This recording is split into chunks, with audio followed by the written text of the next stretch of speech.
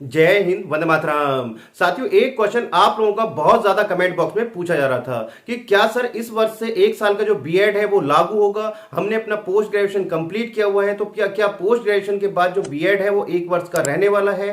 तो बीएड को लेकर आपके जितने भी क्वेश्चन हैं उन सब का आंसर आपको आज की इस वीडियो में मिलने वाला है। तो यदि आप भी जानना चाहते हैं कि बीएड एक वर्ष का होगा या अभी 2 वर्ष का ही रहने वाला है, क्या आपको इंतजार करना चाहिए, तो वीडियो में अंत तक बने रहिएगा। एक एक पॉइंट में आपको डीपली एक्सप्लेन करने वाला हूं।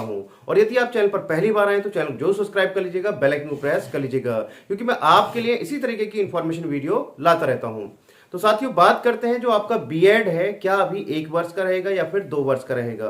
तो साथियों, आपने अपना यदि ग्रेजुएशन किया है तो ग्रेजुएशन वालों के लिए तो क्लियर है कि जो आपका बीएड है वो 2 साल का ही रहने वाला है। अभी यदि बात करें जो सभी स्टेट में लगभग जो आपके एंट्रेंस एग्जाम फॉर्म है वो आ चुके हैं, जैसे आपका UP BEd entrance exam form आ चुके हैं, बिहार का आपका एंट्रेंस एग्जाम फॉर्म आ चुका है। लगभग सभी स्टेट के जो बीएड के एंट्रेंस एग्जाम फॉर्म आ चुके हैं, यानी कि यदि आपको बीएड करना है तो उसके लिए आपको एंट्रेंस एग्जाम देना होता है। अब बात करें कि क्या जो बीएड है इस वर्ष से 1 साल का होगा या फिर 2 साल का होगा।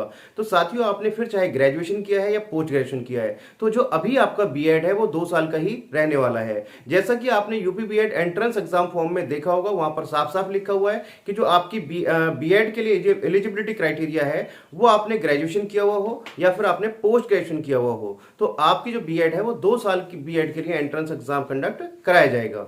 अब बच्चे इंतजार कर रहे हैं कि क्या सर जो पोस्ट ग्रेजुएशन वाले बच्चों को इंतजार करना चाहिए, क्या अगली साल से बीएड 1 साल का हो सकता है।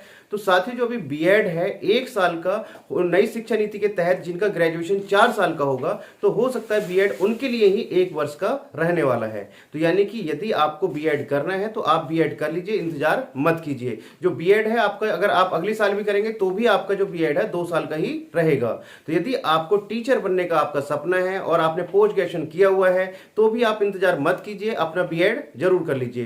क्योंकि जो 1 साल वाला बीएड का कंसेप्ट है वो आपका नई शिक्षा नीति के तहत जो आपके एडमिशन हुए हैं ग्रेजुएशन में, जिनका ग्रेजुएशन 4 साल का है, तो वो जो बीएड होगा उनके लिए आपका 1 साल का होगा। तो उसमें भी टाइम लगने वाला है, हो सकता है 2024 या 25 से वो चीज लागू होगी, और वो भी उन्हीं के लिए होगी जिनका जो आपका ग्रेजुएशन 4 साल का होगा। तो आप इंतजार मत कीजिए, यदि आपको बीएड करना है, टीचर बनना है तो आप अपना बीएड कर लीजिए। उसके लिए आप एंट्रेंस एग्जाम फॉर्म भर लीजिए, क्योंकि जो एंट्रेंस एग्जाम फॉर्म की डेट है वो भी बहुत जल्द है।